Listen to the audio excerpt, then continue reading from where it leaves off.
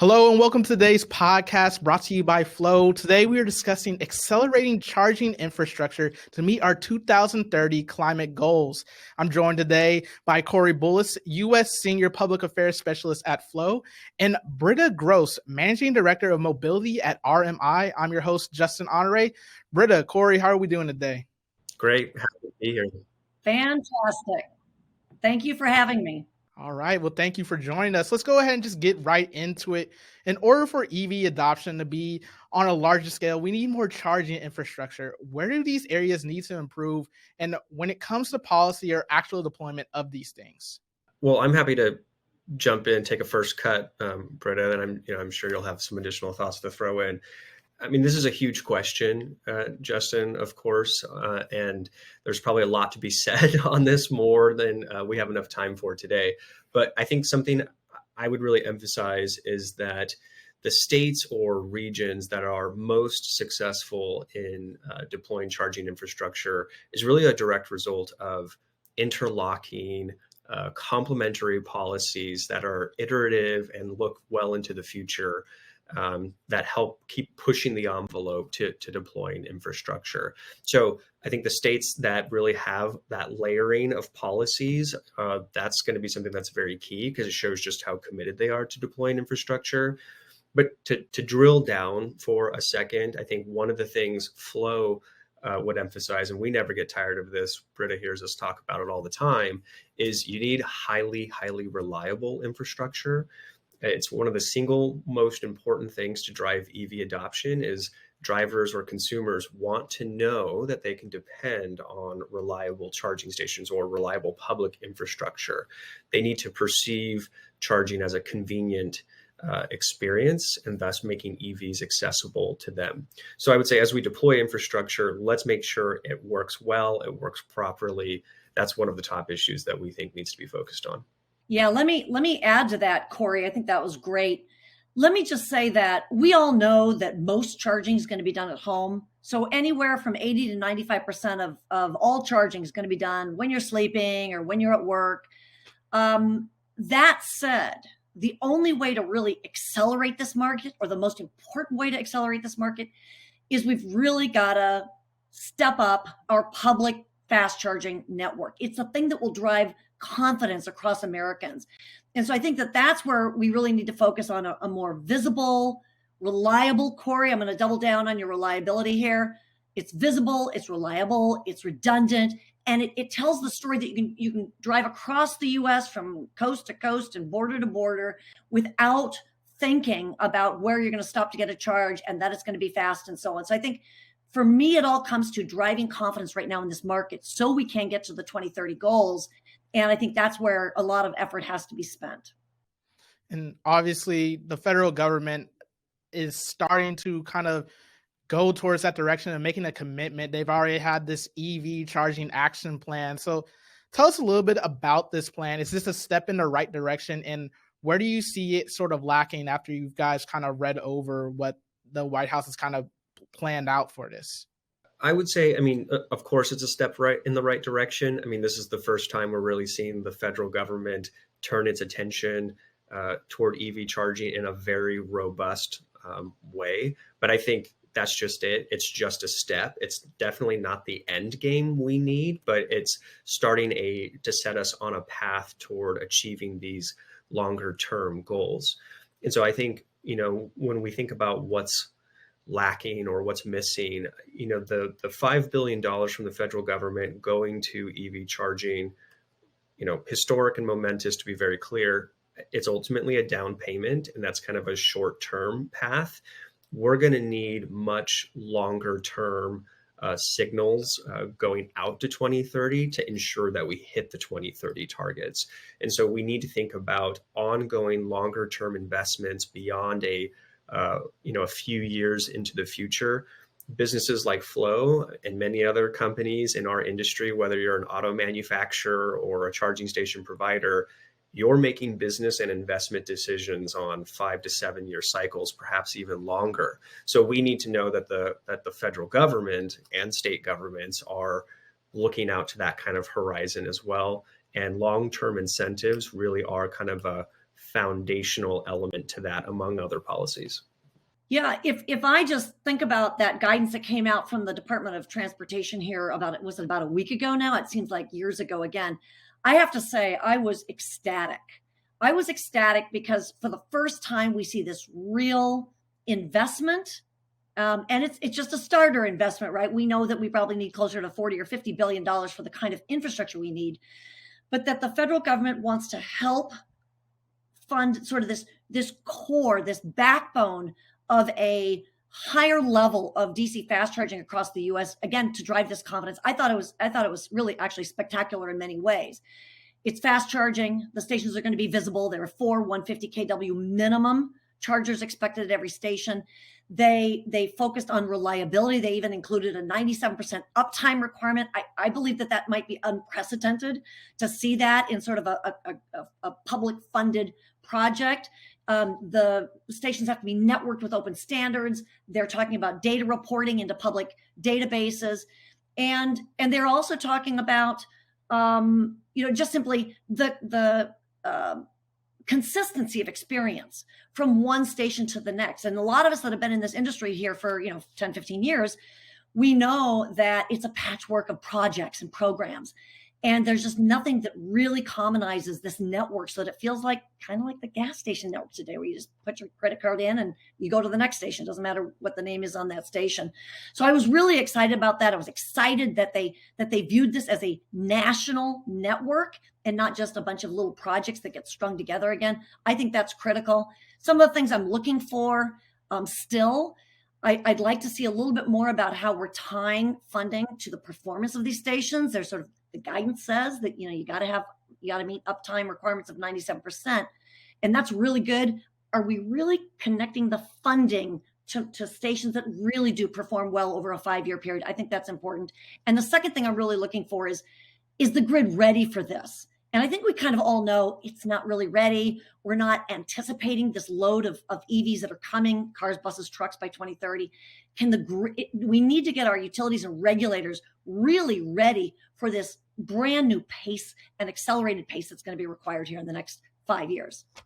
Yeah, I would love to reinforce some of what Britta said there, because I think she hit the nail on the head on the feeling that she was driving home of, the federal government is sending very, very clear signals on the type of network they want built by specifying a series of standards related to reliability, interoperability, types of technology that's getting built, really with an eye toward the consumer, right? What's going to be good for the consumer? And I think setting the table or sending that signal on standards will be a model for other states to follow if they have not already been adopting their own standards. I mean, the reliability one is key. Britta was right. It's amazing to see a greater than 97% uptime specified in federal standards for charging stations. That gives consumers confidence, ideally, that it's going to work. And for a lot of states on this issue or others, this is the first real funding they've ever probably had for EV charging. It's a newer technology for them. They're less familiar with it. So if they take this money and run with it, start folding in their own funds, hopefully they're going to make sure to match these standards that the federal government is setting so that we can have that consistent driver experience. And not to continue to overplay, Justin, I know you want to get on to other questions, but this one is so important. And Cory, I loved what you just said. This network is about driving consumer confidence in EVs, fleet confidence in EVs, cars, buses, trucks. It's also about driving investor confidence, because we can't continue to do this on the back of public funding. And so if we can get this right with a few thousand stations at this point that are exactly right, that set that higher bar and higher standard, this is going to open the door to private investors. And that's what we need to sustain the kind of growth and accelerated pace to get us to the 2030, 2035 goals and the large market of electric vehicles. And obviously another publicly funded way is this infrastructure law that's been implemented, where it also has that 2030 goal of 50% vehicle sales in the United States by 2030. So what's like kind of the game plan in order to meet that standard and meet that percentage? Because one thing to just say, yeah, we got to meet the standard by this year, but how do you actually go about implementing that? And where does infrastructure in these charging stations play a factor in it?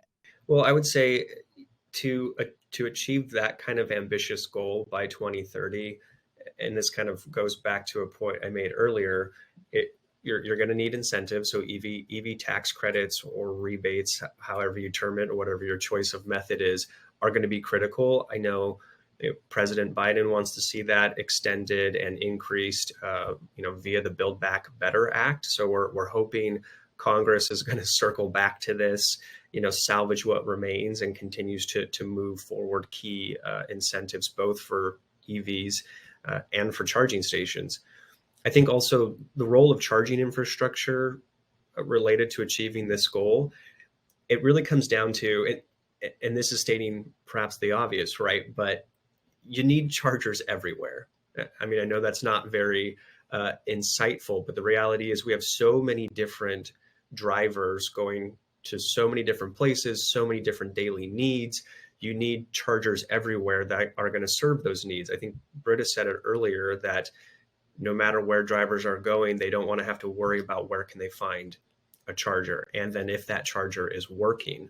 So when we think about then what are some of the gaps to address, I would say we need to keep an eye toward, your everyday hardworking American family. So think about people in rural communities, people in multifamily housing. We've got a huge base of ride sharing drivers now through Uber and Lyft.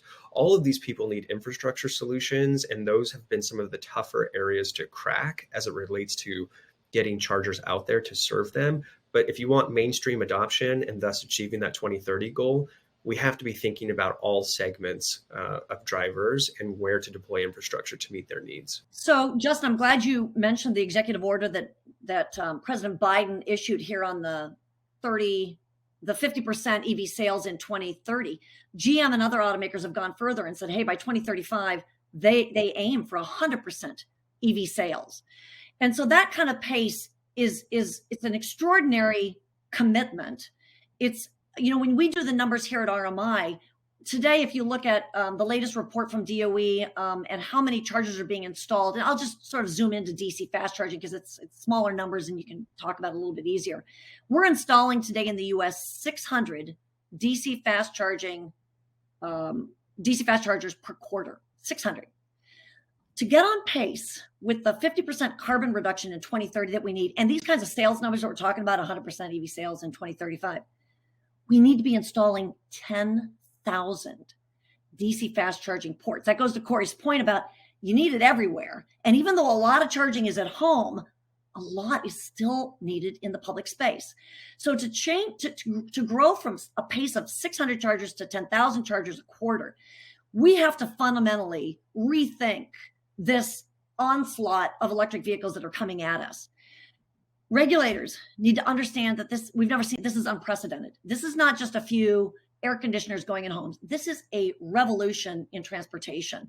And every driveway, every carport, every office building is going to see in just a few years electric vehicles everywhere. And we've got to make it convenient to charge these vehicles. It'll work well for the grid. We won't even get into all the advantages on the grid to charge these vehicles at the right time of day to encourage solar and wind, et cetera. But we have to tighten up some of the processes because the grid is not ready. We're treating this as sort of one-offs today. An EV service provider like Flow will go to a utility and say, hey, I'd really like to put some chargers in these couple locations. And the utility will sort of look at it and say, well, that doesn't work really well. And this one over here, well, that might be okay. We need to actually flip this over and say, if transportation is going electric, how do I as a utility and a regulator need to get the grid ready?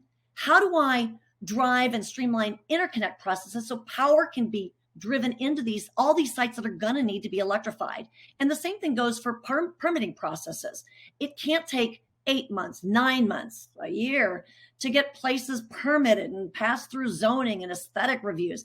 These things just have to be overhauled, these systems. It's a little bit boring sometimes, but boy, does it matter, again, to drive private investment into these markets. You kind of touched on this. You have to be more aggressive in that approach and getting that infrastructure out there, getting those supporting things like preparing the grid and stuff. And I kind of want to go I know we talked a lot about the federal government with these policies and whatnot, but I kind of want to dig a little bit deeper in like individual states. For instance, California, very aggressive with this approach, and they themselves have put out lofty goals for the next 5 years, the next 10 years. Where can the federal government learn from a state like California, where it has taken this approach seriously and is trying to reach those goals that they set for themselves? I'll expand on a point I made earlier on, the progressive complementary set of policies. When it comes to California, they've really shown that they are all in, and that they're having each of their respective agencies that have a role in EV charging or the market broadly to really take serious, meaningful steps to move policies forward. It's kind of like the saying, it takes a village to raise a child. The EV charging industry here is no different. The state probably has upwards of 8, 9, 10 agencies doing something related to EV charging with an eye toward how do we move the market forward. So you have things like incentive programs. The state energy office has been investing in EV charging for 10 years. We have very well-defined roles for the utilities. And those processes may not be perfect, but they're trying to go all in on investing. Our transportation department, they'll be administering their federal funds. We've got agencies working on building codes, some of that perhaps more dry and boring stuff that Britta references. And then we have passed quite a significant amount of legislation over the last decade, removing various barriers. Permitting is one of them. That's still a work in progress, but that's one of the issues. And it kind of just goes back to that layering effect, right? If we need an all hands on deck approach, there is no silver bullet.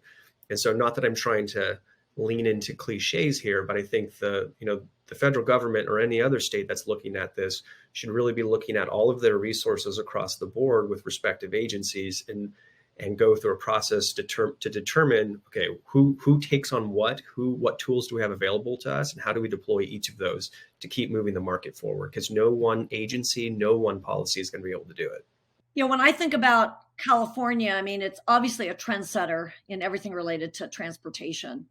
And I think, it was 2 years ago, my calendar might be wrong here. I think it was 2 years ago when the governor of California announced 100%, their aim was 100% EV sales in 2035. It was a year ago when GM said, yeah, we aim for 100% EVs by 2035. So it's not an accident that some of these sort of vision setting, this trend setting, this like setting a course can come often from a state like California. The beauty of that is it drives the certainty in the market. And that's a lot of industry always needs certainty. This rules going back and forth, and you're uncertain about incentives, or now they're there and now they're taken away. I mean, Cory talked about that too earlier. Certainty drives business. And when you can just put a stake in the ground and say, this is where we're aiming to go. California has also put in place this clean mile standard that says that 90% of ride-hailing miles have to be electric by 2030. This is certainty. This says, here's where we're going. Everybody, if you want to participate and you want to play in California's market, start lining up, because we're trying to drive this from the state level. But of course, we need the players, we need the stakeholders, we need charging infrastructure, we need automakers, we need truck makers, bus makers, et cetera, to play along. So I think that's where I see the really important role of California. And when I looked at the guidance from the DOT in this NEVI program, the National EV Infrastructure Program, I actually thought I saw some of the best practices, right? Open standards, CCS combo standard, the distance between stations, the reliability, the call for open standards and data, data to be delivered to open databases. I feel like there was some awareness that there are some really good best practices around the country, but also in California. I have to say, Britta's commentary is music to my ears, because the concept of certainty really can't be overstated. If I can just get away with throwing in yet another cliche on this, it's the classic saying of, if you build it, they will come. California has sent clear, well-defined signals in a lot of cases This is why California is the home base with the largest share of the EV market, including EV charging. This is why they are light years ahead of so many other states, because of the signal after signal and policy after policy that they have sent. So just wanted to reinforce that point, because I loved what Britta was getting at. Obviously, sounds like California is the EV field of dreams, like you alluded to, Cory. Like a place that you can kind of model after and follow that. But I also want to touch on another state. It's state of Florida. They approved a House Bill 737, a bill that would require state regulators to issue rules that facilitates the deployment of electric vehicle charging infrastructure in a completely neutral manner. So how will this bill play in the overall infrastructure when it comes to EV charging infrastructure? And is this a topic that become sort of a debate that we'll see in other states and whatnot?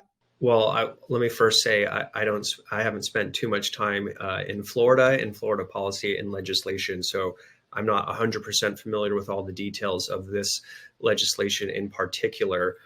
But to kind of respond to or pull at this idea of business model neutrality or being competitively neutral, I would say in one sense that is also music to the ears of average businesses or your average company trying to participate in the market. We're always worried about the government perhaps picking winners and losers. As they say, we want to be able to compete with each other on our various business models. That being said, I do think there's limitations to that approach. If you are coming from the perspective of we need to be 100% silent on business models and not create any framework around this, I think that creates some missed opportunities. And that ultimately goes back to this idea that I said earlier of we need chargers everywhere. There is no single solution that is going to get us to our goals related to infrastructure. And when it comes to addressing specific gaps in infrastructure, you might need some more unique business models that are filling that gap. And that might take some special attention from government in order to do that. I think a case in point, one example here is we talk about multifamily housing as being a very, very hard segment to get into for a whole host of reasons on why it's hard to install chargers on site. Well, if we think about then, do we need special policies to overcome those hurdles? And then thus, does that mean we're now not being competitively neutral in our policies? If we're crafting some special eye toward how do we overcome those barriers, I would say no, because we're trying to serve a greater need here. And there's serious equity implications to making sure we serve a segment like that. The same can be said for rural communities, right? This is a community, they are traditionally have been left behind when it comes to infrastructure. We need policies and business models that can address that, but it can be tricky. It can be harder.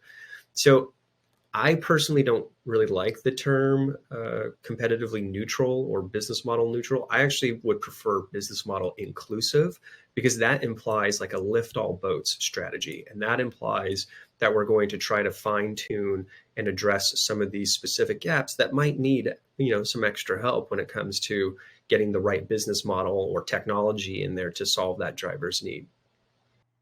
Yeah, I mean, I'll just add that the timing of this is so unusual because industry's already spoken. Transportation industry has said, we're on board. We're making big investments. I mean, the number one export out of California right now is EVs and EV related stuff. So, I mean, we can just sort of put blinders on and say this doesn't matter. But industry understands, as does the federal government, that this is about global competition because China's doing it and Europe are doing it. And if we want to continue to have a thriving manufacturing industry here in transportation, you have to develop electric vehicles. If you want to have energy security, if you want to have, better air quality and reduce the carbon emissions that are causing and leading to other issues that cost the government a lot of money to raise under, stuff that's flooding these days and protect us from fires and stuff. So, I mean, industry has spoken, they're in line. And I think it just sounds like we're putting up a few barriers here. And I think that we have to keep that in mind when we think about how should industry and government be working together, and they should actually be assisting each other for a thriving economy. To be really honest, Do you think if we put up those supposed barriers, would it kind of shorten that goal? Like, would it make it so that that goal isn't achievable anymore? Because like I said, like we established, that 2030 goal, it's closer rather than later. And if you could continue to put up these barriers or put up all these different types of policies, do you think that could delay achieving that goal, so to speak? I mean, I honestly think there's a lot of momentum, probably enough momentum to not worry about singular bills. You'd hate to see this kind of stuff catch on. Again, I'm not close to these bills either, so I'm just sort of I'm hearing the question, Justin, you're asking, and I have not been following this either. But again, look, states want to be supportive, federal government should be supportive, and industry must get engaged. And I think that they're doing that. Fleets are doing that. They're signaling. The FedExes of the world are saying, we're in, we want to electrify our, our delivery vans, et cetera. And those are all the signals you need to know. How do you pave the way for them? How do you grease those skids so they can successfully do that and benefit jobs here in the U.S.? Britta, you mentioned fleets, but another industry that utilizes the car a lot is ride sharing, Uber, Lyft, things of that nature. Where can ride sharing really benefit from EVs and EV infrastructure being a priority? And, maybe have a lot of those fleets, people that are just driving these cars around, driving people around, for instance, maybe like New York City, where there's a bunch of taxi services and other ride sharing services. What if those were all EVs? But how can the infrastructure that we develop over these next couple of years really help support cities such as that, and cities that really have these big ride sharing communities? Yeah, great question. Ride hailing is an important, let's just say, a catalyst. It's a catalyst for broad EV adoption because there are a lot of miles, I think 3 times as many miles a day put on these vehicles as, compared to a regular vehicle. They need a lot of DC fast charging. Again, we're back to the DC fast charging solutions again. If you have a large ride hailing population in your city, then there's a business case for DC fast charging. And again, I'm always going to go back to the market-driven factors here. What drives the market? How do we encourage private investment into these markets? And the utilization, station utilization is so extraordinarily high when you've got ride hailing as sort of this regular anchor tenant using the chargers, that suddenly the math works on the chargers in most areas at most times. And so again, this is a way to start a growing adoption across the larger population of cars, buses, and trucks by starting with fleets that are actually poised to move first. And of course, it doesn't hurt that California has already put in place this clean miles standard that requires, as I said before, 90% of all their miles need to be electric in 2030. So there's already a sort of this stake in the sand that says, here's where we're trying to get. Now we just need charging infrastructure. I just want to say RMI has done some really good work on this. I readily admit I have stolen quotes and factoids from their reports on this and cited it in my own various discussions on it, because it has been useful to really painting the picture on what our infrastructure needs to serve this driver segment.